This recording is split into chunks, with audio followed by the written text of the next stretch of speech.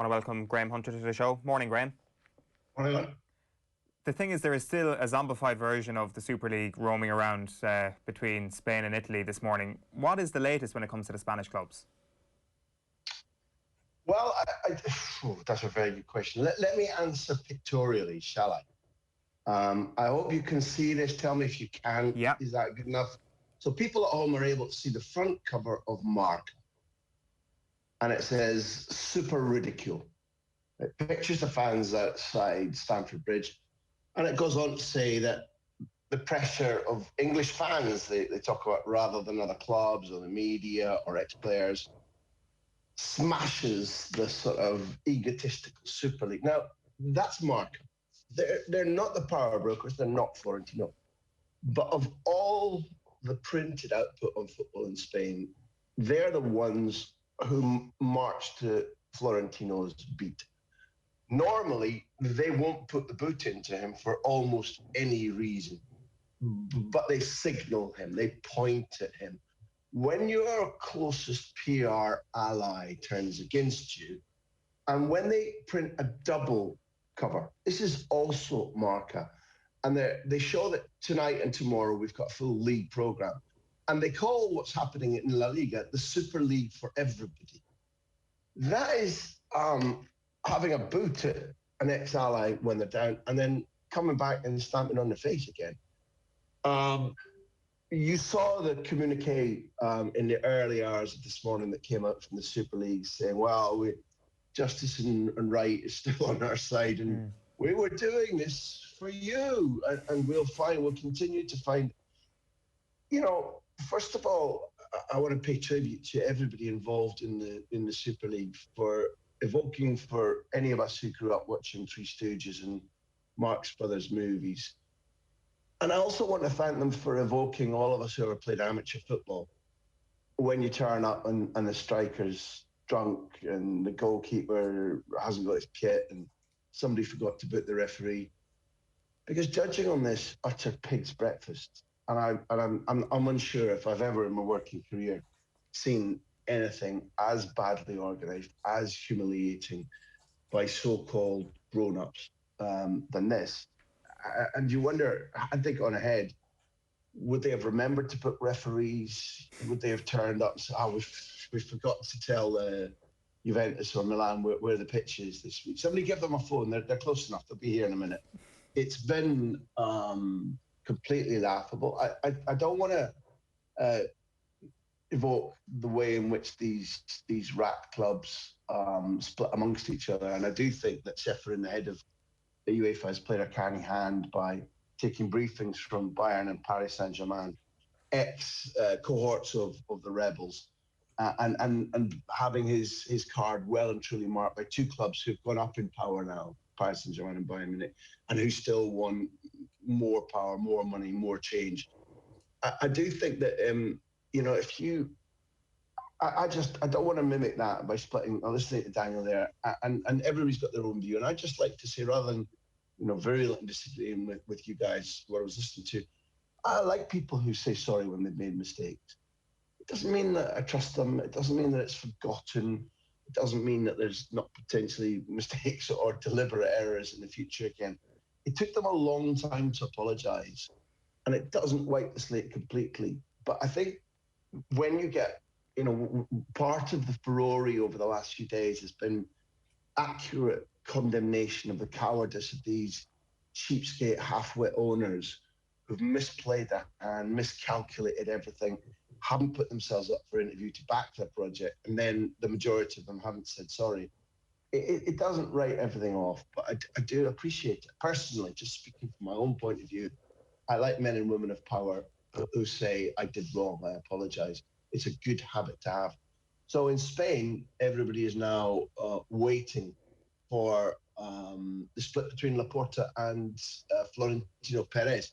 In Spain, they are very, attentive to what goes on in Italy. Late last night, there was a very clear impression that the two clubs from Milan were on the point of leaving Agnelli on his own, being reported that Agnelli was quitting. Agnelli denied that. He's done a smashing big interview with Corriere dello Sport and Zazzaroni, the journalist, this morning, protesting, complaining. It feels like Agnelli and Florentino are going to be the last two men standing, because Joan Laporta said yesterday, of course, we were only in this if our socios, our members, vote for it. Well, why didn't you ask them first and stay out, Joan? Catalan man speak with forked tongue. The picture here is still relatively unclear, because Florentino was undoubtedly behind that statement that the embryonic and now fatally wounded ESL released about, we'll still continue, we fight on. It looks pathetic, but the clock is ticking. What does Seferin do about now the only one of the 4 Champions League clubs which remains as a rebel, and Seferin needs to work out, does he let them play the semi-final? Does he take them out? There's going to be ferocious negotiating and back channel talking today and tomorrow. I think there's no question about that. So the momentum here this morning at 9:20 in Spain is not as ferocious as it was yesterday and last night. What a joyful day it was. And I'll tell you something. There are lessons here from the Treaty of Versailles, and it's interesting to watch Seferin and Infantino to some degree and work out, what do they do now? Do they go and dance on the grave of the ESL? Do they go and how hard they try to punish these rebel owners? Do they stoke still more resentment and fury? To what degree are they, particularly Seferin at UEFA, are they beholden to the briefings that they got from Bayern and Paris Saint-Germain, saying if you press hard, they'll split, and they'll split? We know, because make no mistake about it, Paris Saint-Germain, but particularly Bayern, come out of this looking very clever, very politically shrewd, and given the help that they've offered to Seferin, their power has increased in the European top table. The fact of the matter was that they had nobody on board for this. They managed to lose every single room possible. If they go back for another bite of this cherry, Graham, they need to include Uefa in some shape or form, do they not? Like, will their next attempt at trying to garner more revenue for their own back pocket involve the Champions League in some way? I think that's already happened. I don't claim to move and shake amongst the top table of UEFA. That's not true. But I did speak to 4 different UEFA employees yesterday. And I can honestly tell you, no, not yesterday, starting from late Sunday night, sorry. I can honestly tell you that they were blindsided, that there was a sense of, if not panic, it was like, what's happened? Why have they done this to us? Why didn't we see it coming? Where's our leader? And what immediately was happening in the background, I think Seferin, as far as I can interpret, has played his hand pretty well. Ferocity to begin with, but again, back channel on going out and saying, is there a hedge fund? Is there a massive fund that will allow me to match the Morgan money? And they'd announced the revamp of the Champions League, which we've got to look at with a magnifying glass, and may or may not please all of us. I certainly think that the old Champions League, or this Champions League that we're going to watch as of next week again, didn't need retouching in this style. I disagree with it, but it has been launched. But what wasn't launched was a new version of Champions League from 24-25 with an equivalent type of hedge fund backer behind it. Seferin has been talking to one. Does he try to kill further rebel attempts by massively augmenting the competition money, the loyalty money, the prize money, by mimicking what the ESL were proposing? I think there's a fair chance that he does. And at that stage, you begin to wonder how many of the things that the ESL clubs really genuinely wanted, which is more money, have they lost out on? And one of the things I said to the UEFA people that were on the phone to me, that they phoned me, not the other way around, was they may have grown weary of having to salute UEFA whenever they come into their grounds to say, okay, it's going to look like this, you've got to do this, these are our rules, these are our rules. And it can feel a high-handedness often about UEFA employees during competitions. And if the clubs chafe at that, then I think it's understandable. But who runs things? Long before this fell apart, I was asking, could you trust the clubs to actually run a league? they don't run any leagues at the moment. They want their piece of flesh whenever they're not happy. They want more money. They cart. Often across Europe, the clubs cart their leagues because nobody likes being in harness, and everybody thinks they're bigger and clever than they are. But they need somebody, and we're going to need people. They would have been going to team. They would have been going to Uefa if the CSL had found its feet. They'd have probably been hiring independently too. But there always needs to be organisers and people that make the things happen, and governing bodies. And the fact that there was a bit of chafing and they wanted more money has led to this. It was the consummation of stupidity and greed after a night out with too much drinks, and look at the ugly child that was given birth to far too early. And thankfully that situation is en route to being put right. But nobody should believe that the issues have all gone away. Graham, just to speak on Florentino Perez for a second, and famously when he took over as Real Madrid president, there was this whole policy of Zidane's y Pavon's, the policy of mixing expensive signings with homegrown players like Francisco Pavon.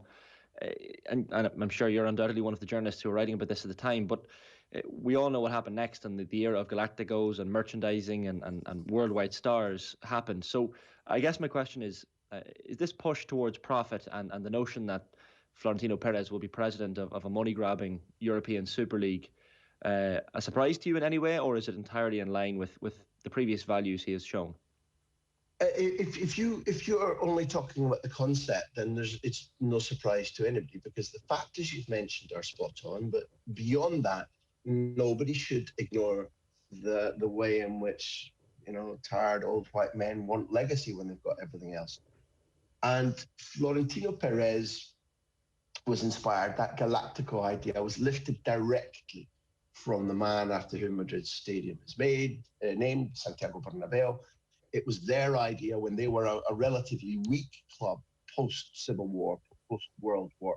And Athletic Club and Atleti were the two easily dominant clubs. And Madrid rebuilt themselves, building up to the early 50s by saying, we're the best players in the world, and then marketing it then to the fans, talking about it in the media all the time, and helping with L'Équipe to form the original European Cup. And they had dotted throughout their ranks the best players from all around that they'd gone and sought, and Florentino tried to replicate that with Zidane's and Pavones. And across the piece since he took power in 2000, nipped off for a little break in 2007-8, until now, it's a moot point. You spend the rest of the show and the rest of this season's shows arguing about, has he been good or bad for Real Madrid? The Madrid fans in general will say, that I meet either through profession or friendship, will say, we know what he's like, we know exactly what he is, but look what he's done for us. And it's fine because the trophies, the glory, 3 straight Champions Leagues, and a partial tipping over of some of the best years Barcelona have ever had. So to come back to the point, he wants to overtake, not emulate, Santiago Bernabeu's legacy as being known as one of the key founders of the European Cup. And Florentino, besides the power, and listen to the way he attacked Seferin on television here on Sunday night, which was an absolutely pathetic own goal that helped start a with clubs away. This nonsense about, I think kids aren't watching enough football anymore, and if they have the attention span, maybe we need games that are shorter than 90 minutes. You have it. Anyway, your charting of the future that Florentino Perez might still be trying for includes the fact that he wants legacy. He wants to be known as the man who ripped up the format of European football, and he wants to have his name on it, his fingerprints and DNA on it. And that instinct won't go away. In my opinion, I very much hope that part of what he's aiming to do won't happen, and that this is a fatal wound. But as of this morning, it's like the Monty Python scene in it, the Holy Grail, where there's a sword fight in the forest and a limb keeps getting chopped off, and he's like, flesh wound.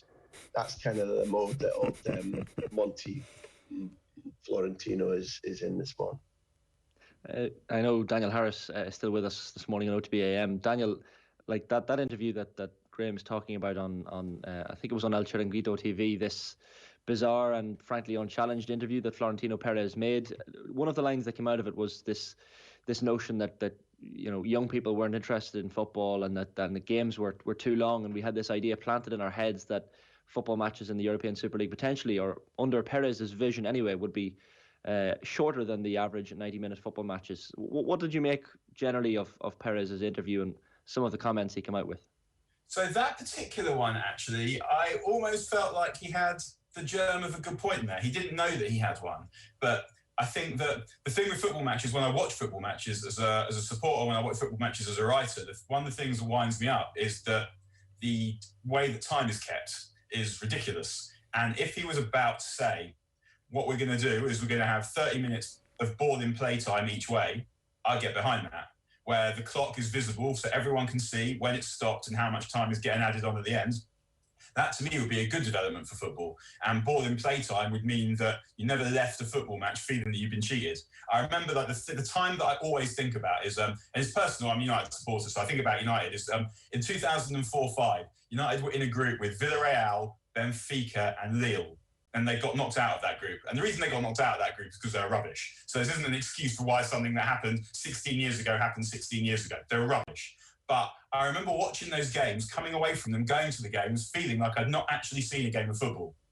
So little ball in play time was there, and so little did the officials do anything about it. So if we're about to standardise how much ball in play time there is and actually increase the amount of football that we get to see and make it part of the game, I'll be behind that. But that's obviously not what Florentino Perez was saying. And the thing that him saying that revealed to me was that actually, if these guys are running their own league, they can change any of the laws of the game that they like, that they decide don't fit, and there is no one to safeguard that. And given that this league is basically them taking football away from people in order to make money, and given the thing that these guys do in their day jobs, like Roman Abramovich and Sheikh Mansour, given the way that they behave in their day jobs and the things that they're not ashamed of doing in their day jobs, then why would they not start messing with the rules of football, if they thought that would make them more money? And there was no one to safeguard the game. There was no one to stop them from doing that, because they would be the people who participated in the league who were running the league. And then I started thinking they're going to have a compliance unit. What happens if it suits Florentino Perez and Joel Glazer for the result of a match to be in a particular way? And this is why you need people overseeing what happens. This is why the clubs can't run their own leagues, because it's a conflict of interest. And much as UEFA are rubbish and FIFA are rubbish and corrupt, and they've been riddled with corruption and riddled with bad decision-making and riddled with poor leadership, you need people to safeguard the game. And you need people to safeguard the game on a governmental level so that we don't have these people owning our football clubs. But you also need people to safeguard the game on a purely operational level so that the laws are the laws and so that it's fair and everyone is playing fairly. Lads, let me in, Daniel. I hope you were speaking in inverted commas there, because you can pick off items where you say FIFA and UEFA are rubbish. But unless you've got a completely different point of view than me, and I'm speaking partially as somebody who loves football, and partially as somebody who works as a reporter of football, the Champions League is a glorious beast. It's utterly stupendous. But that's because football is stupendous. It's better than, no, the structure of the competition is fantastic. It's better than the European Cup. The European Cup is glorified, but the format was stale. It led to football that was unattractive. The Champions League has utterly changed. Never mind revenue and marketing. It's given us football that we'd never seen before. I wouldn't dispute that. Although what I would say is that I think we definitely, there are some moral issues with the Champions League. Even when they started letting in clubs that weren't champions, that elevated the standard. That I'm not stupid enough to just say, well, that was a bad thing because it's the champions, they're not champions. Because when you have the European Cup, all you know that you've got the best side in all the countries from the previous season. What you don't necessarily have is the best sides at that time, because those things change. Once you start letting in 3 and 4 teams from countries, you're going to have all the best teams, because it's very rare that a team comes from 6th in the Premier League to be the best team in Europe the next season. So the standard definitely elevated. I thought the best format of the Champions League, because they played around with it quite a bit, Like, there was times where it was just a group stage when Rangers almost got to the final when they got pipped by Marseille. That was year one. That was year one. That was the kind of the first format. So I felt like the best format, and this is going to sound like a ridiculous bias, was 98-99, where United played 17 games to win the Champions League, which is a lot.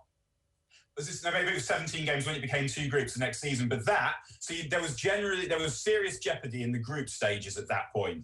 Then they did it with 2 group stages, then they went to 2 group stages in 2000, and that was way too much. Now, where it is at the moment is there's probably, I don't think, enough jeopardy in the group stages still. I think they do need to do something to refresh that part of the Champions League before Christmas. The bit after Christmas is obviously, as you say, stupendous, because you've got unbelievable football teams who are unbelievably well-funded by this cartel that they've created as a consequence of opening the Champions League up to all these clubs. No, stop. This is my point. Initially, you said UEFA are rubbish. Now we're talking about tinkering and a product that's very good. And when people talk about not enough jeopardy, the team that won 3 times in a row recently and is in the semi-finals now was clinging on by their fingernails in the group stage this year, Real Madrid. Everybody talks about mega clubs, but Ajax got to the semi-final and should have gone through to the final the other year, having not been in one since '96. Roma got to the semi-final against Liverpool, and Liverpool by the end were knackered and clinging onto their fingertips, and Roma hadn't been to a final since '84. Last season was an odd season, and I'm not defending you, but I'm defending my love for the tournament and the way people, the accuracy of the vocabulary people use about it. Leipzig and Lyon, in an odd season, in an odd format, got to the semi-finals last season. Yeah, it's a cup competition. It might be imperfect, but I think those of us who were horrified by what we've just seen from the ESL need to choose our language really much more carefully. I don't just mean you, I mean in general. I hear some horse being talked about the Champions League because people would like to modify it, calibrate it, but use sweeping statements about it being rubbish or UEFA being idiots or that's not true. I didn't say that, but I said people. And you said UEFA and FIFA may be idiots and rubbish at the beginning of your diatribe. All I'd say is I knew that what you wanted was more about calibration rather than sweeping the whole thing out of the window. But all of us who broadcast, we need to be more careful because we fuel the idiots. You've seen it in Trumpism. You've seen it with Boris Johnson. We need to be much more accurate and cautious and careful about the words, the phrases that we use, because these people who have just tried to ruin football take them and reuse them. And my only point is the Champions League may need recalibration, but it is a thing of utter shimmering beauty, and it's given people like you and me, and the lads on the station, the best work of our lives. But that's because football is a thing of shimmering beauty. It doesn't. No, that's not enough. Football was involved in the ESL. There was no shimmering beauty there. No, because that was pushing aside the football in order to pursue the money. And I think when we're talking about the Champions League, we need to be honest and realistic about the way that the Champions League money distorts competition in local leagues. So for example, you have repeat winners of the English League, the Premier League, is the only league really that still generally retains a great deal of unpredictability of who's going to win it. Because what happens is you have the clubs that repeat qualify for the Champions League are then able to take their wealth into their domestic league, and it is distorting. There's not enough redistribution of Champions League money. It is distorting, and of course, when you get Bayern Munich against Paris Saint-Germain, where you have Bayern Munich and Paris Saint-Germain who constantly win their domestic league and have much more money than everybody else, you're going to have a phenomenally high level of football because they can spend obscene amounts of money on players. Recalibrate your language. Look at Lille Paris Saint-Germain today. Look at Lille Paris Saint-Germain at the top of their league. In Spain, recently, the teams that win the league, you point to me. In Spain right now, there's a 6-point spread between fourth and first. And Sevilla are genuine candidates to win the title. Atleti are leading the title. They haven't won it since 2014. It's unusual. It still happens. So again, all I'm asking you is not to say the Premier League is the only one where there's a title race. I didn't say that. I didn't say it's the only one where there's a title race. I'd say it's the least predictable of the major. It's not what you said. It's not what you said, and that's what I'm asking. What did I say? You said that the Premier League is the only one with a competitive title race. That's what you said. I didn't. Those weren't the words I used. There is a title race. There is a title race in Spain this season, but in general, the league is won by Atletico. Atletico won one league in the last 10 years. How many leagues have not been won by Madrid or Barcelona? Is there or isn't there also a title race in France? This season, The point gap between Lille and Paris Saint-Germain. Then be more careful with your language. But I didn't say that there was no title race. You're hearing my words as what you would like them to have been, rather than what they were. In general, League One is not a competitive league because Paris Saint-Germain pissed the league almost every season.